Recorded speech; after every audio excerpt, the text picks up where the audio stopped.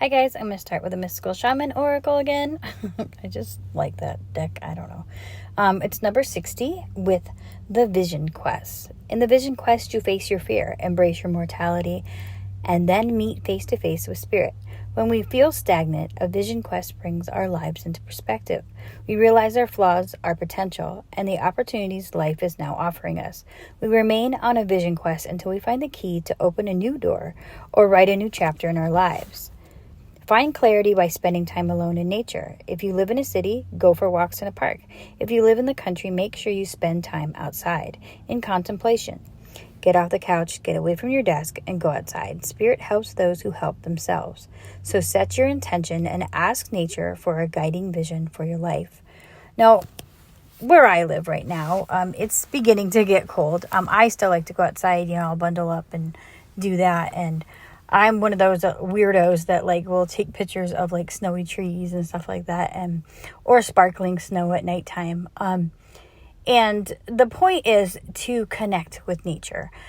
Even when it's cold and it seems scary out there, that's just nature showing you her raw power, right? I remember hearing somewhere, I can't remember, it might be that Freya channel, I can't remember. If you've never listened to her, she has such awesome wisdom. But I remember her saying something about the cold not being an absence of power. It's a representation of, I can't even remember what it was, but it still represented power of nature. And I feel like that's part of it too.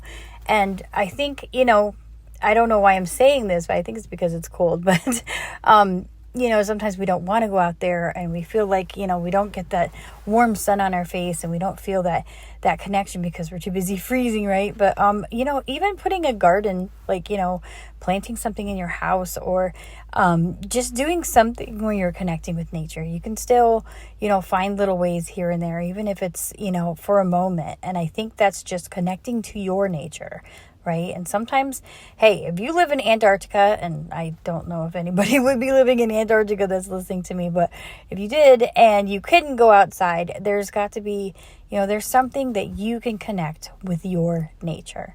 So, and I think that's part of it, because I think, the message that we get from nature and the message that we get from our inner selves is all part of the same thing. And I think that's basically what this is saying is, sometimes we get so busy and we get so confused. I want the answer. What's the answer, right?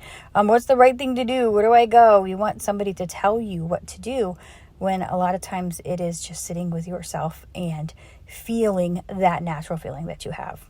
So I did things a little bit different. I hid the cards so you guys could be surprised. I don't know. Just to kind of spice it up a little bit. Because I kind of feel weird when I have the way that I do my readings. Because the way my life is, sometimes it's hard to get some time alone to, do a good recording. So I want to get back into that. I have my little room in the basement. I'm actually building a little garden down there, because that way I can kind of have that in my room. So we'll see how that goes. Anyways, so my first column, I always have that as my what the energy of whoever this is, right? So what I'm going to kind of do is do the first row, and then I'll go drop down to the bottom and see kind of how it works together. I thought that might be different. It might be interesting, because when I'm drawing them out, that's usually how I do it. But so our first column is usually what the energy of whoever is resonating with this, what we're talking about, right? Whoever needs to go on this vision quest, right? Or maybe you did go on a vision quest. But we have the Seven of Pentacles. Seven of Pentacles a lot of times is doing the work, right? It's doing the work, and a lot of times it's doing the work and you are going to reap these rewards. Sometimes we have to be patient for that. I have a problem with that. I get impatient, and then the things that I do I'll self-sabotage, and that's something I'm working on, because it's I know that I can do great things. It's those in the moment impulses that I have to control. I'll be oh, I want this to happen faster, or I'm impatient, or I'll, and a lot of times, I say this all the time, but it's true. That's a part of lack. That is believing that it's not coming and feeling that what you have right now is not enough. So that's something that I have to deal with.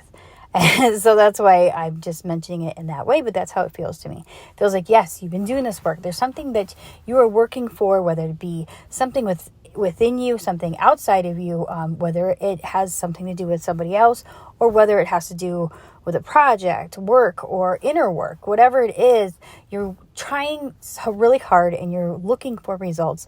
And, if you're like me, it's really hard when you don't see things. But taking that time, taking that vision quest to really sit with yourself and understand that,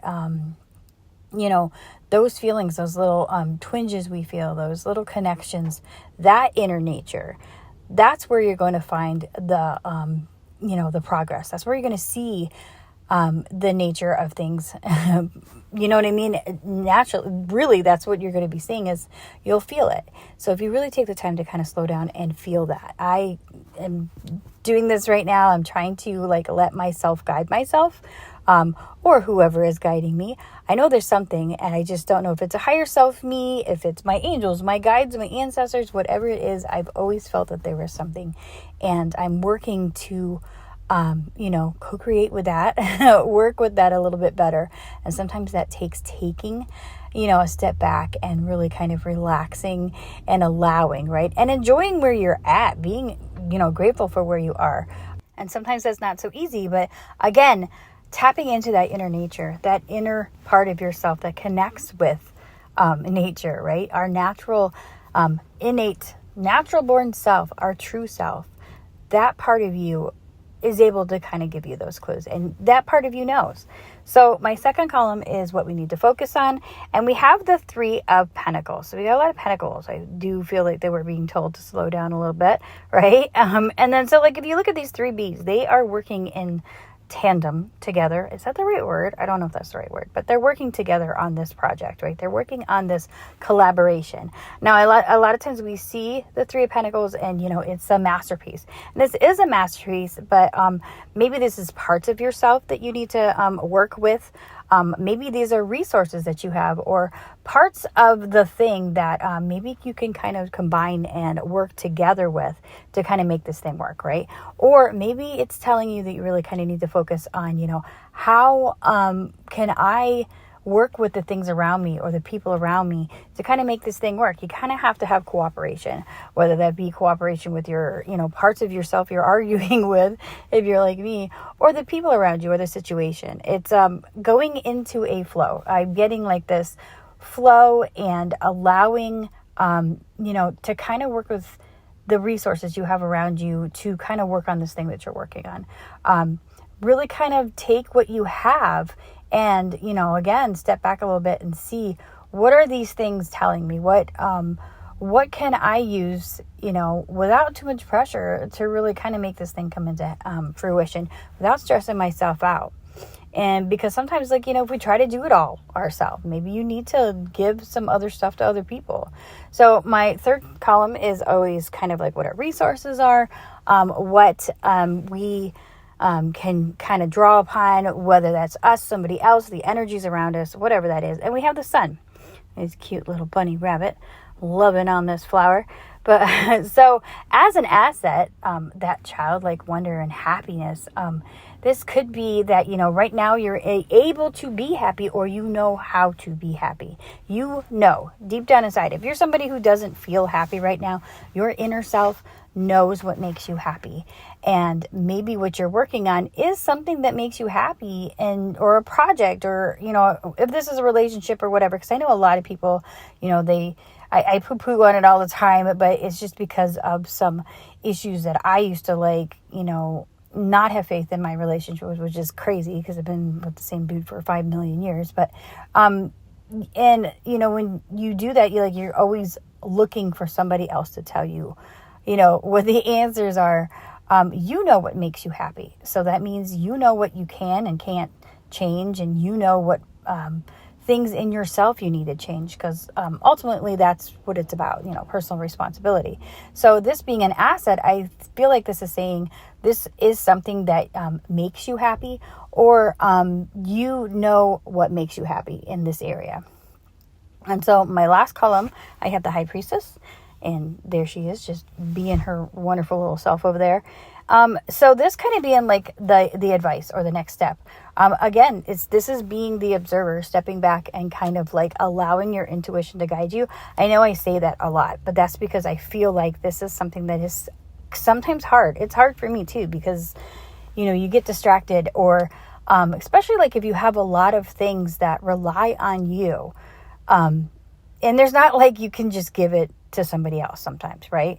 But there are ways that you can kind of tap into yourself, because again, I feel like this is saying that you know the answer.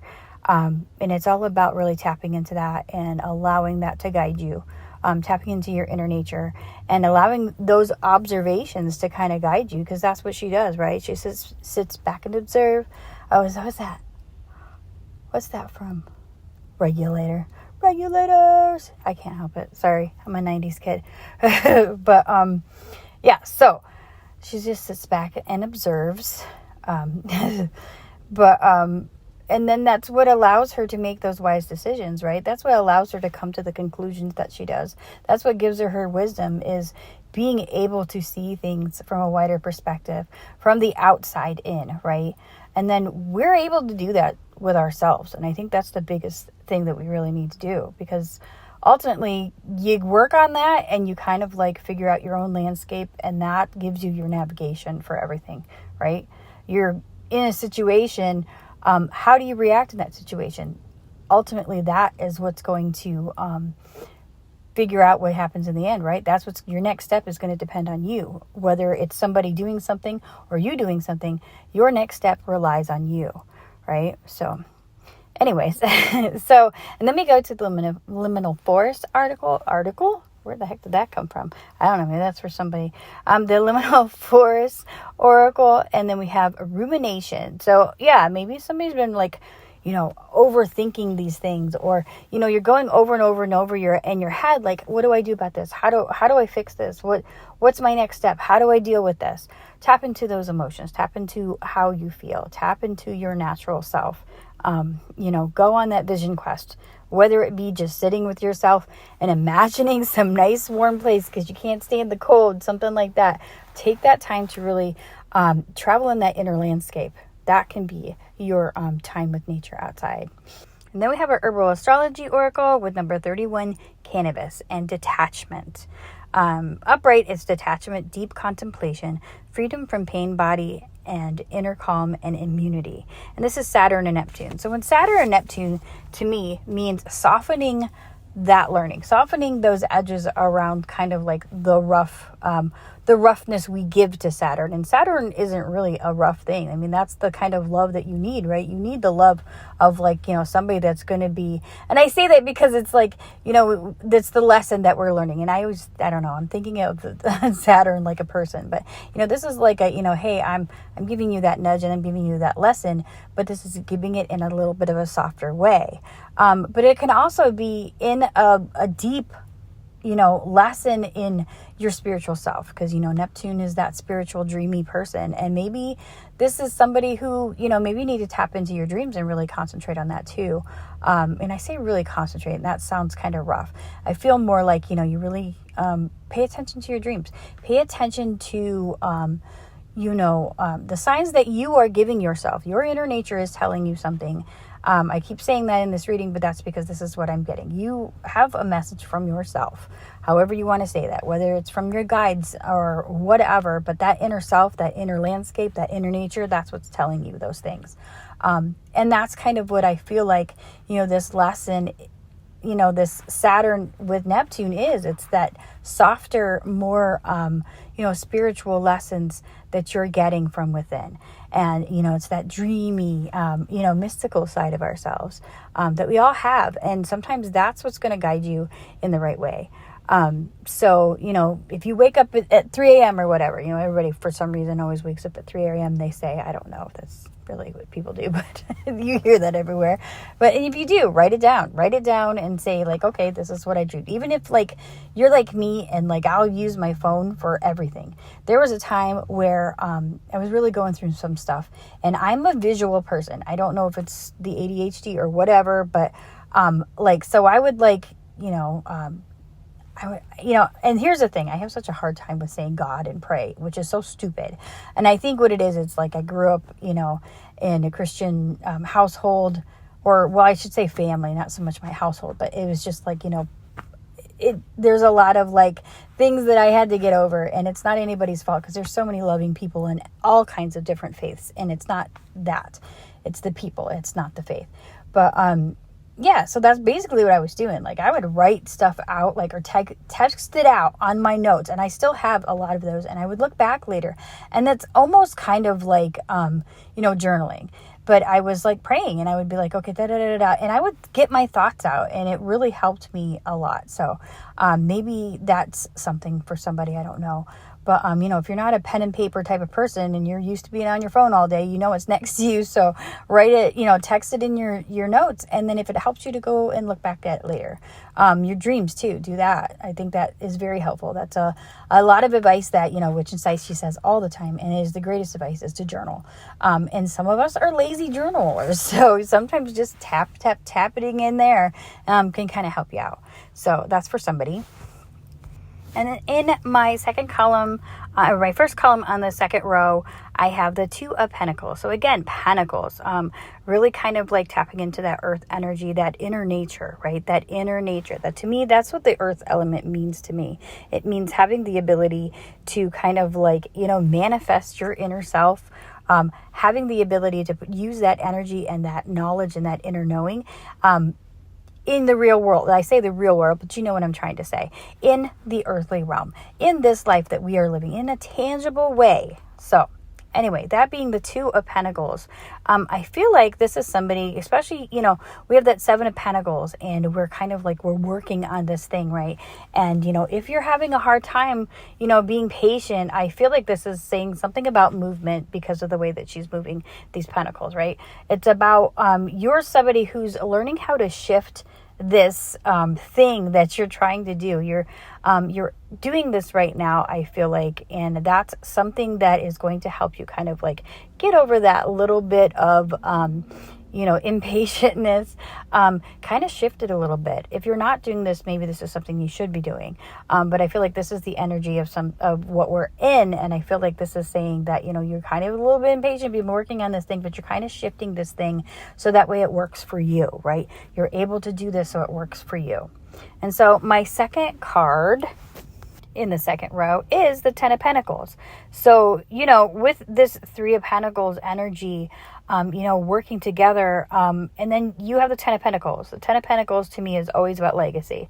This is, you are working on something that is going to last a long time. This is something that you want to last a long time. This is also something that brings you that sense of satisfaction, whether that be, within your family or a structure or something, because, in this card, a lot of times it feels like this is something that you want to bring to your family or your structure, whether that be your family that's here too now, or, maybe this is family like from the past. Maybe this is an ancestor type of thing that you're working on. You're working to create this thing that's going to last a long time and it's really meaningful to you. So maybe this is why it's hard to kind of like not see results right away, right?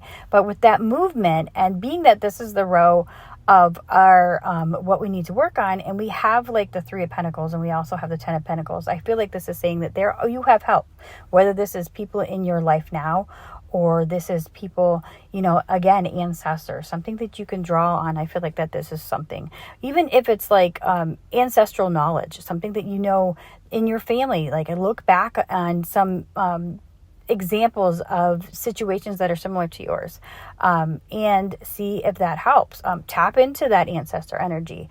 That's something that I've always kind of struggled with because I don't really know a lot about my ancestors, but I feel like it's all inside. I sound like a JCPenney's commercial, but that's what it is. And I also feel like, and I say this a lot of times too, like I have no idea if this is a thing, but I see things all the time that are kind of crazy. But if you know me, that's just who I am. Like I feel like a lot of times, like our ancestors and our energy, I do believe that like energy goes on, and I feel like with our kids too, that a part of us kind of mixes with that other person and then moves on, right?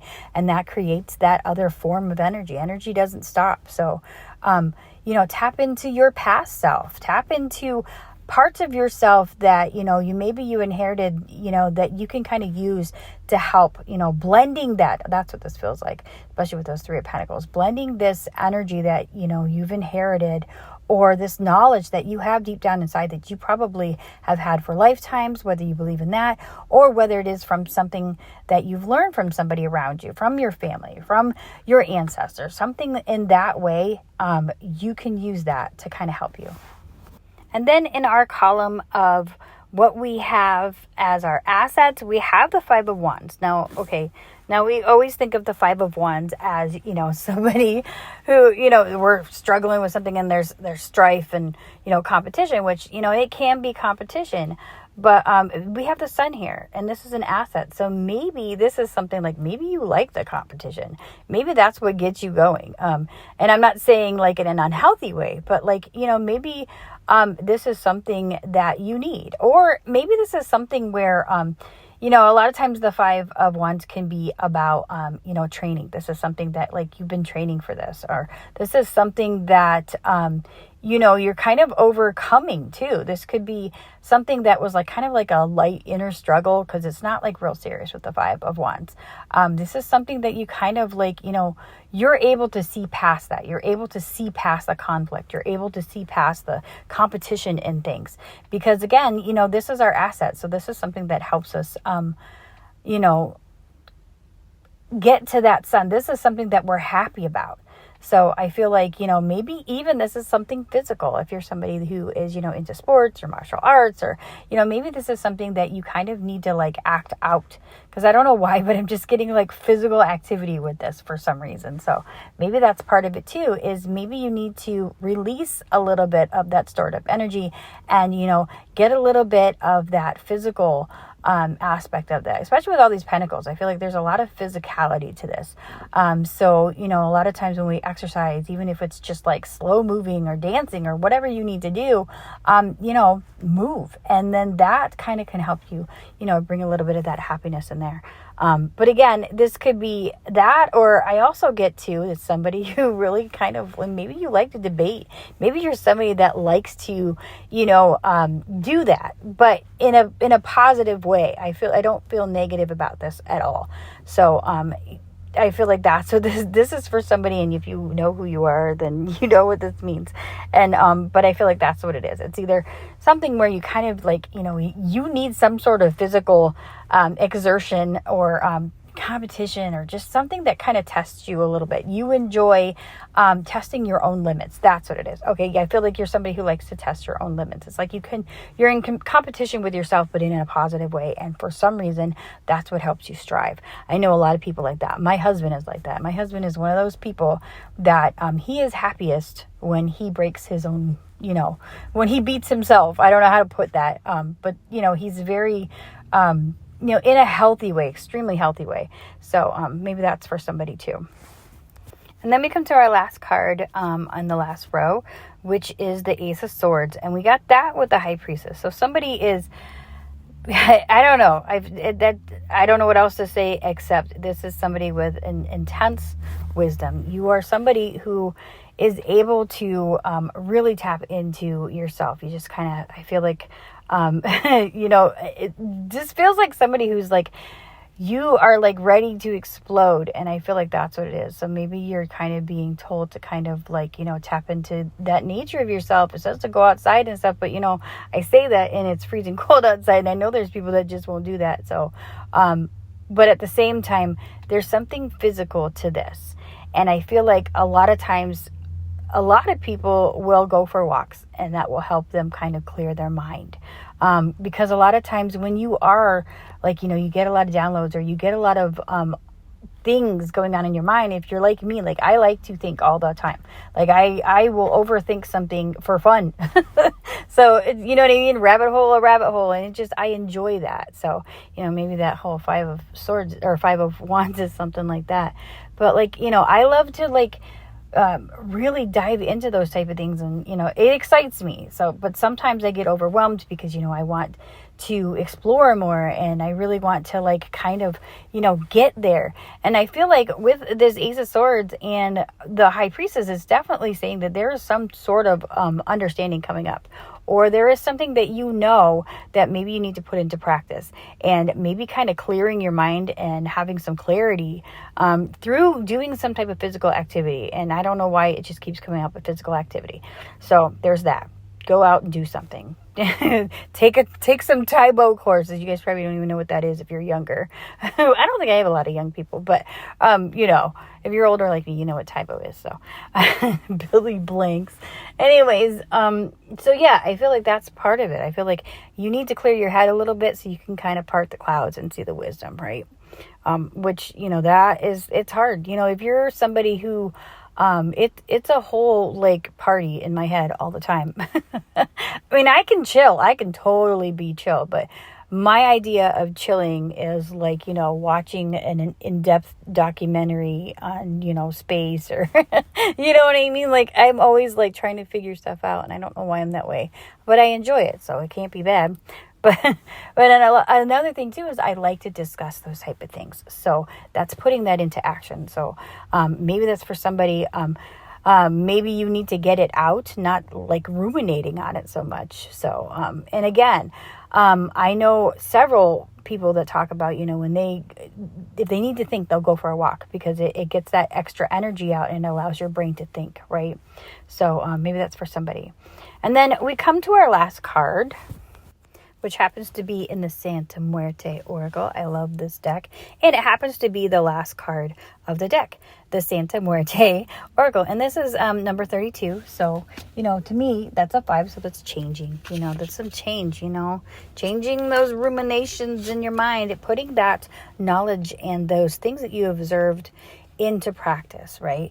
So I'm going to read it. It says, we have come to the last card of the world of actions and the last card of this oracle, which concludes with a new beginning.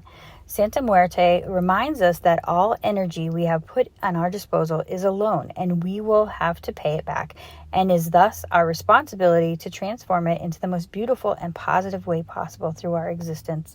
This energy was present in the moment that it allowed us to exist as we lay in our cribs after birth. If you look like in there, like he goes into the grave, there's like a stairway, and you can see like the edges of a crib. It's beautiful. Anyway,